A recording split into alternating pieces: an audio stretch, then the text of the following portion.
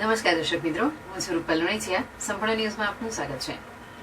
Palanpur aroma સર્કલની ચારે તરફ હોટલો, જીઈબી કચેરી તેમજ શાળા, કોલેજો, હોસ્પિટલ વગેરે જાહેર જનતાના ઘસારાવાળી જગ્યાઓ આવેલી છે, જેથી એરોમા સર્કલ ઉપર લોકો વાહનો રોડ ઉપર પાર્ક કરી જતા રહેતા હોવાથી ઇમરજન્સી સેવાના વાહનોને અડચણ ઊભી થતી હોય એરોમા સર્કલની ચારેય તરફના માર્ગો ઉપર 150 મીટરના અંતર સુધીમાં વાહન પાર્ક નહીં કરવા અંગેનું જાહેરનામું બનાસકાંઠા જિલ્લા મેજિસ્ટ્રેટ મિહિર પટેલ દ્વારા પ્રસિદ્ધ કરાયું છે, જેમાં ગુજરાત પોલીસ અધિનિયમની કલમ હેઠળ એરોમા સર્કલની ચારે તરફના મુખ્ય માર્ગો પર 150 મીટરના અંતર સુધીના મુખ્ય માર્ગને નો પાર્કિંગ ઝોન જાહેર કરાયો છે. આ જાહેરનામું એરોમા સર્કલની ચારે તરફના મુખ્ય માર્ગો ઉપર 150 મીટરના અંતર સુધીના વિસ્તારને લાગુ પાડવામાં આવશે.